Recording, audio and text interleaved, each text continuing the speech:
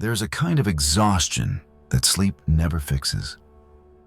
Because it doesn't live in your muscles.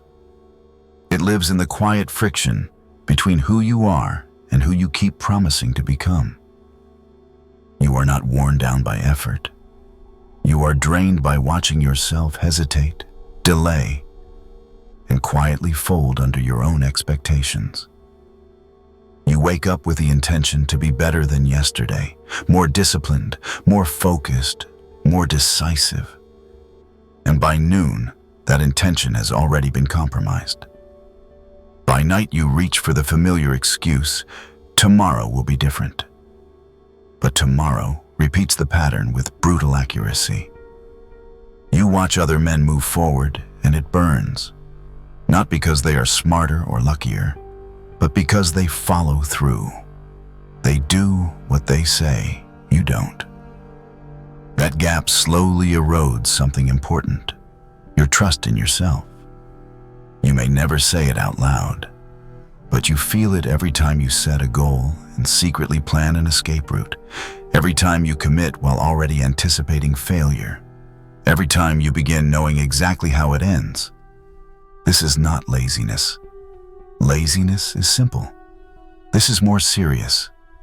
It is the loss of authority over your own behavior. You are no longer in command. You are negotiating with impulses that always win. You don't lack motivation. Motivation is everywhere. What you lack is a form of discipline cold enough to operate without motivation at all. And deep beneath everything sits a fear you rarely confront directly. If you actually remove the excuses, if you stop giving yourself room to retreat, can you endure what's required?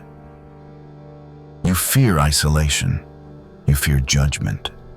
You fear becoming the man people describe as difficult, intense, or no longer fun. But there is a deeper fear that outweighs them all. The fear of looking up 10 years from now and realizing you are unchanged, still trapped in the same patterns, still explaining the same failures.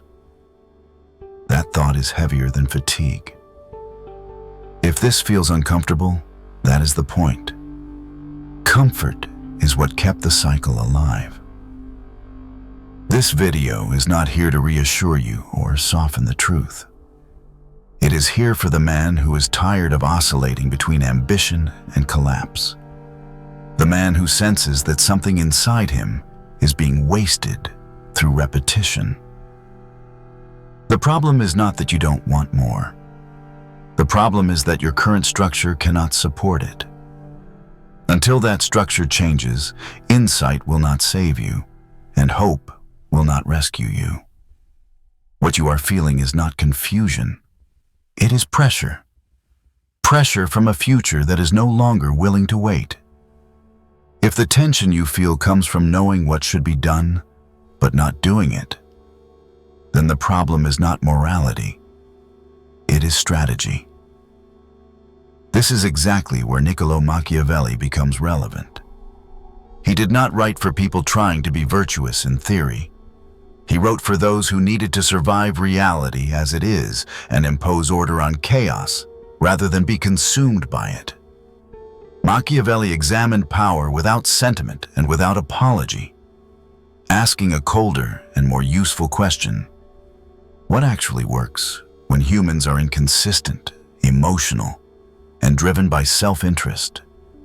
He understood a truth most people avoid confronting. Men do not act according to ideals when pressure arrives. They act according to incentives, fear, and deeply ingrained habit. This observation was never limited to politics or rulers. It applies directly to your internal life, to the moments where intention collapses into comfort. The purpose of this video is not to make you feel encouraged or inspired in the short term. Its purpose is to alter how you see yourself in moments of weakness. This is not a guide to better routines or improved productivity aesthetics.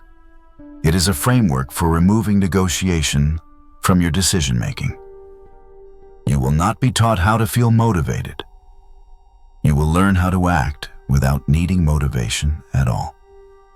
not to dominate other people, but to eliminate the subtle forces that currently dominate you: mood, fatigue, distraction, and the need for approval.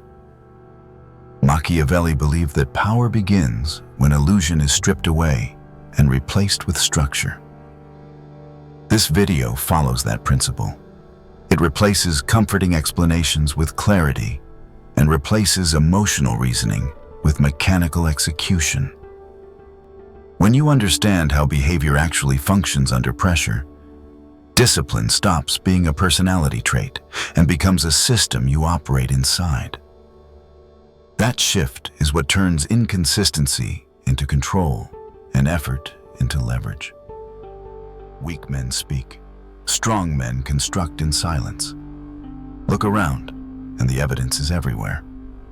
Plans announced before they exist. Journeys narrated before the first real step. Declarations of a new chapter posted while the old habits are still running the day. Then time passes and nothing is completed.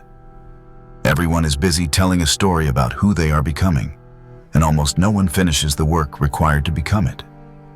The pattern repeats because it feels productive without being demanding. The man who talks non-stop about going to the gym is usually the first to disappear. The man who constantly promotes his new project often watches it die quietly weeks later. This is not coincidence. It is chemistry. When you speak your intentions, the brain releases dopamine as if progress has already been made. You experience relief without effort. Momentum is replaced by comfort. The pressure that should drive execution leaks out through words. Machiavelli captured this long before modern psychology, when he observed that everyone sees what you appear to be, but very few ever experience who you truly are. Silence is not a lack of confidence. Silence is containment. It means you are protecting something fragile while it is still forming. When you stop broadcasting your goals, you remove external expectation and internal performance. You create a private space where mistakes can happen without witnesses and corrections can be made without commentary. Picture a man who decides his life needs to change and refuses to turn it into a performance. He doesn't delete his accounts. He doesn't announce a phase or explain a mindset. He doesn't argue with friends or seek understanding. He simply wakes up earlier than before. He trains with consistency instead of intensity. He drinks less without making it a statement.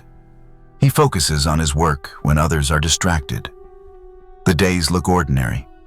The weeks feel repetitive. Nothing about it looks impressive from the outside. 6 months later, people start noticing something they can't name. They ask why he carries himself differently, why his energy feels heavier, why he doesn't talk as much. He doesn't answer because explanation would weaken what results have already proven.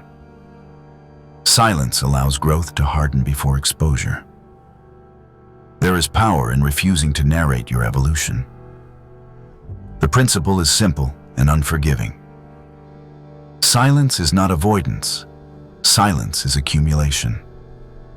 Each time you resist the urge to explain yourself, you stop asking for approval. Each time you stop asking for approval, you reclaim authority over your direction. Explanation is often insecurity disguised as honesty. It is the impulse to be understood before you are finished becoming.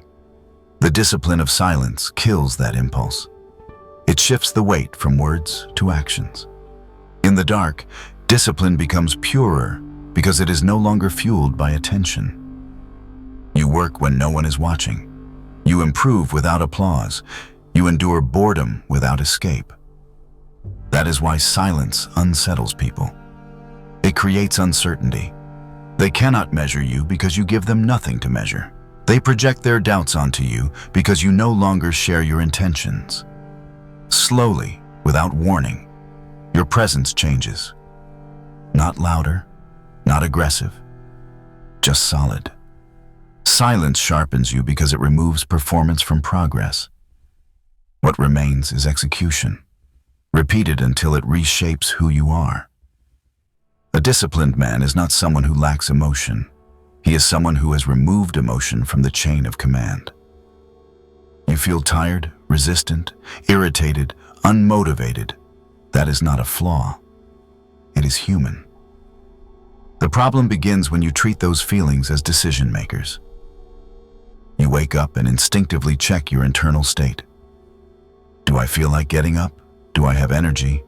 Is today a good day to push? Emotions answer honestly and consistently, no.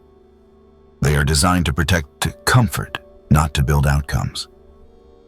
This pattern plays out in predictable ways. The alarm goes off and your mind immediately offers a compromise. 10 more minutes won't matter. The gym is crowded, and your thoughts suggest postponement disguised as logic. The work feels heavy, and your brain argues for rest before effort has even begun. None of this is weakness. It is programming. The mistake is giving that programming authority. Machiavellian discipline removes emotion from leadership and assigns it a different role: observation without obedience. The rule is blunt. Do not ask, act. The moment you open a discussion, you create space for delay. Delay becomes habit. Habit becomes identity. This is why a small but ruthless mechanism works better than motivational speeches. The 3-second rule is not about intensity, it is about interruption. When action is required, count 1, 2, 3, and move. No internal debate, no rehearsal, no justification. The body acts before the mind can negotiate. Over time, this trains a different relationship with discomfort. You stop interpreting resistance as a signal to stop and start treating it as background noise. The philosophy is practical and unforgiving. Emotion is weather. The task is the road. You don't cancel a journey because it rains. You adjust and continue. Discipline works the same way. You acknowledge the feeling without giving it a vote. When you train on days you feel flat, when you work while frustrated, when you stay focused in boredom, you build something more durable than motivation. You build internal authority. That authority shows up quietly. Your reactions slow down. Your need to explain fades. Your presence becomes steadier. People may not know why, but they sense it. Pressure affects you differently. Chaos doesn't pull you apart the way it does others. This is because your output is no longer tied to your internal state. Most men are productive only when they feel good. Remove comfort and they stall. When your behavior no longer depends on mood, circumstances lose leverage over you. You become difficult to derail, not because you are aggressive, but because you are consistent. Emotional discipline also exposes a deeper truth. Freedom does not come from feeling better. It comes from acting regardless. When you stop waiting for the right mindset, time opens up. Energy stops being wasted on internal debate. Action becomes mechanical, and that is where fear weakens. Fear feeds on hesitation. When movement is automatic, fear has nothing to attach to. Each time you act without emotional permission, you reclaim a small piece of control. Over time, those pieces accumulate. Eventually, you notice the shift. You no longer ask if you are ready. Readiness is irrelevant. You move because that is what you do. At that point, discipline is no longer effort. It is structure. And structure, once established, outlasts emotion every time. Most men are not afraid of being alone because they lack company. They are afraid because silence removes every distraction that protects them from the truth. When there is no noise, no conversation, no scrolling, no constant input, one realization becomes unavoidable. Potential is being wasted. Time is leaking away in comfort, and excuses no longer have anywhere to hide. Machiavelli understood this instinctively. To hold power, a man must be capable of standing alone, because dependence always weakens authority. The moment you begin to change, this principle reveals itself.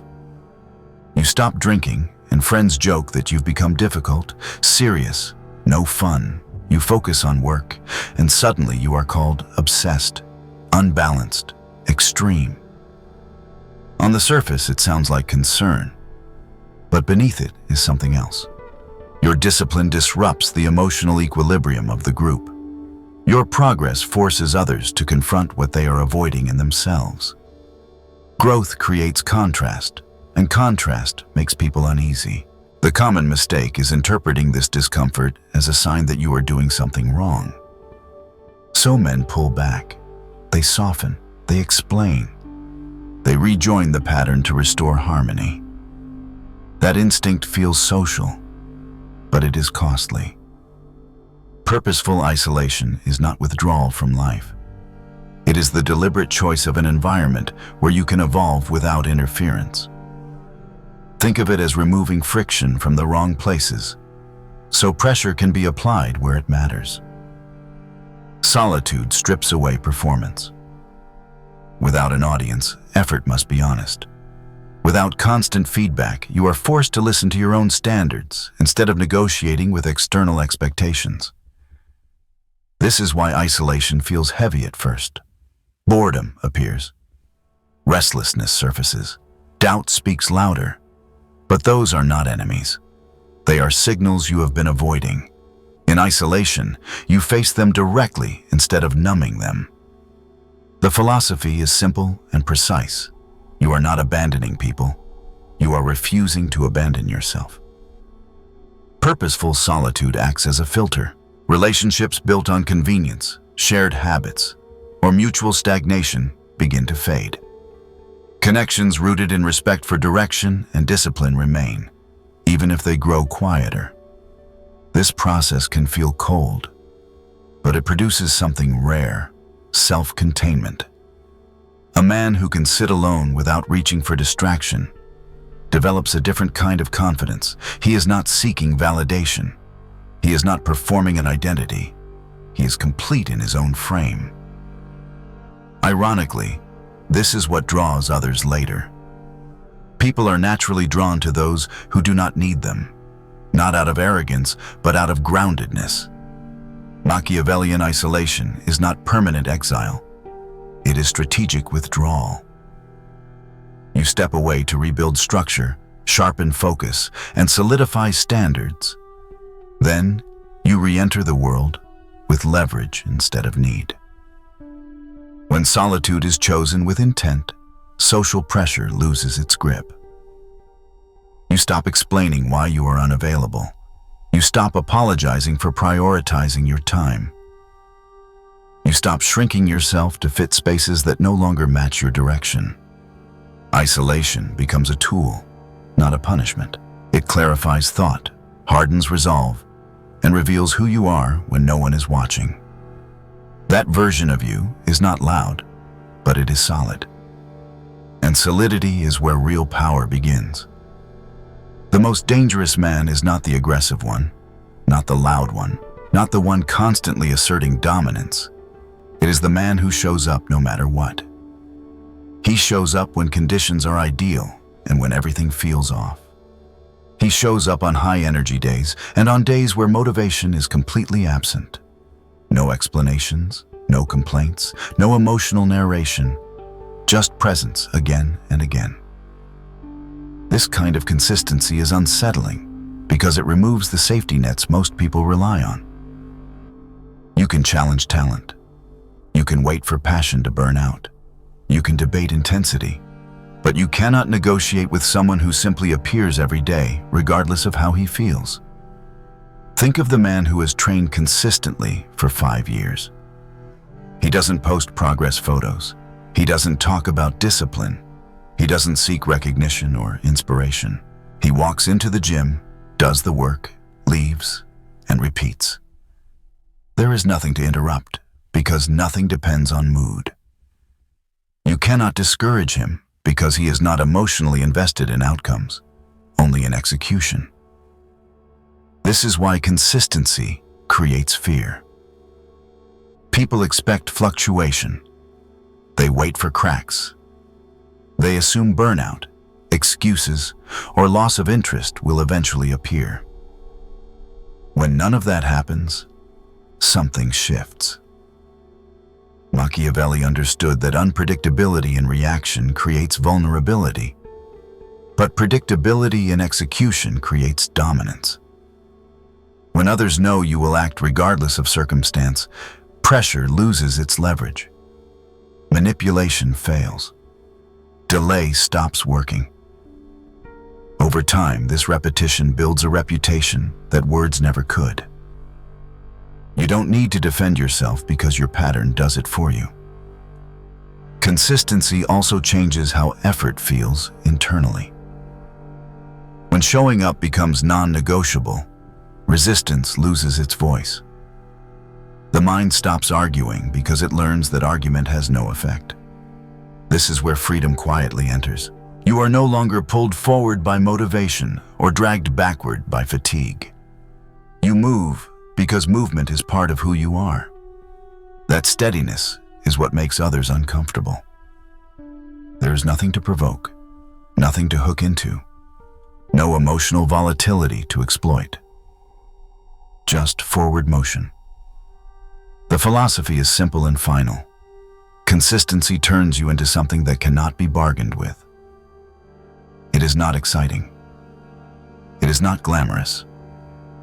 It is deeply uncomfortable for anyone who lives in cycles of effort followed by avoidance. Over time, consistency compounds in silence. Small actions stack. Missed days disappear.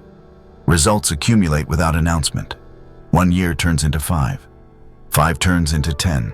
Suddenly, people label you disciplined, gifted, relentless. They never saw the ordinary days where nothing happened except you showed up again. Consistency does not announce itself. It advances. And that is why it is feared. Once established, it cannot be rushed, distracted, or talked out of existence. It continues long after others lose interest, change direction, or retreat into comfort. When you commit to this level of consistency, you stop needing motivation entirely. You stop seeking permission from circumstances. You become defined by reliability, and reliability applied over time becomes power. You don't fail because you lack ability, intelligence, or potential. You fail because, over time, you quietly permit standards that are beneath what you know is required.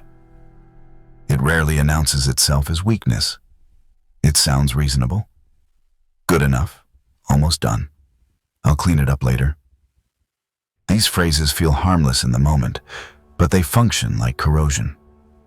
Machiavelli described the fall of power not as sudden collapse, but as internal decay, discipline eroding slowly while comfort takes its place. The same process happens on a personal level. Every time you accept less to avoid friction, you train yourself to tolerate mediocrity. That tolerance compounds. An email rushed just to clear it off your list doesn't only reduce quality, it chips away at your credibility. A workout done half-present still costs time and energy, but delivers diluted results. A decision made without full commitment keeps you suspended between paths, and living in that in-between state is how years disappear. Low standards feel efficient because they reduce immediate discomfort, but they are expensive over time. They create unfinished loops in your mind. They force rework.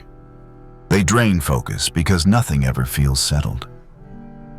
The disciplined man eventually learns a counterintuitive truth.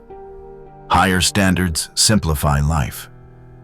When expectations are absolute, decisions become cleaner.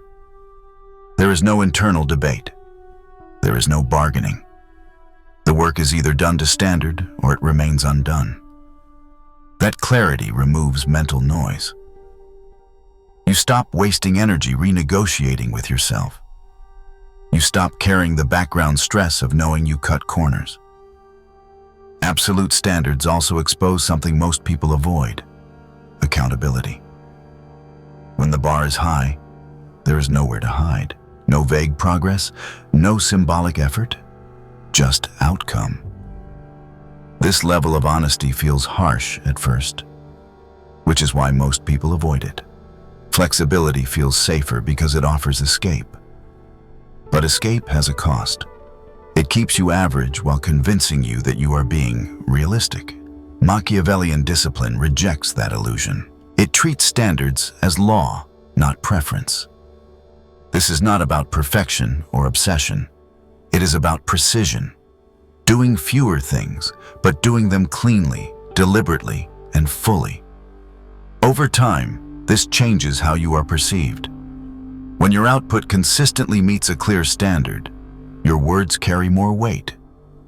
When your decisions are firm, they invite less resistance. When your work is solid, trust follows without persuasion. The philosophy is blunt and uncompromising. Low standards do not conserve energy, they destroy futures. Every shortcut you take today becomes a detour you will pay for later. Raising your standards feels demanding in the short term, but it simplifies everything downstream. Fewer explanations, fewer corrections, fewer regrets. You either meet the standard or you adjust until you do. That clarity builds self-respect. And self-respect is not motivation, it is alignment. When you know you will not tolerate your own excuses, external pressure loses its power. Standards shape identity. What you allow becomes what you are. Choose accordingly. If you want real strength, not the kind that impresses briefly, but the kind that holds when pressure arrives, something inside you has to end. Not dramatically, not publicly, but decisively. The version of you that needs to be liked. The version that avoids disappointing others, even when it costs you your direction.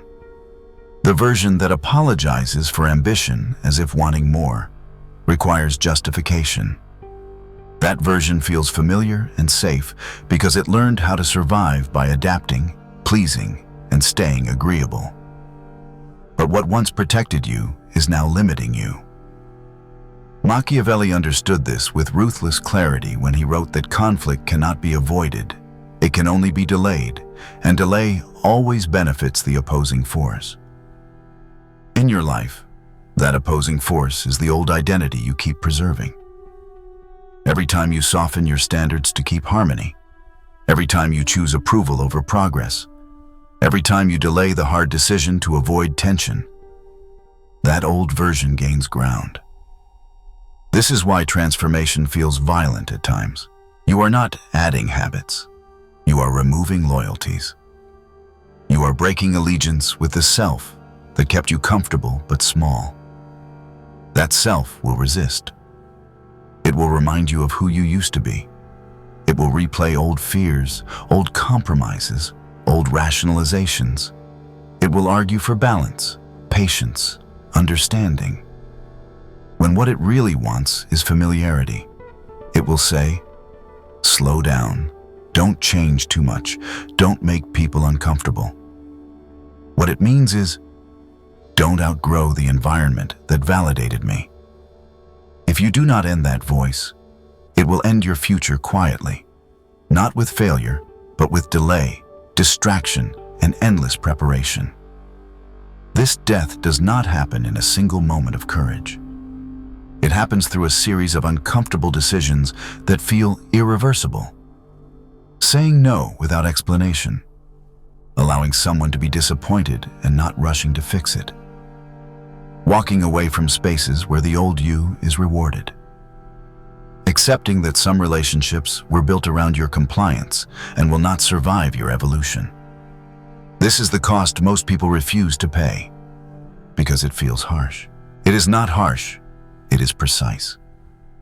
You are not destroying yourself. You are shedding a structure that no longer fits the direction you are moving. There is grief in this process. You will miss being easily accepted.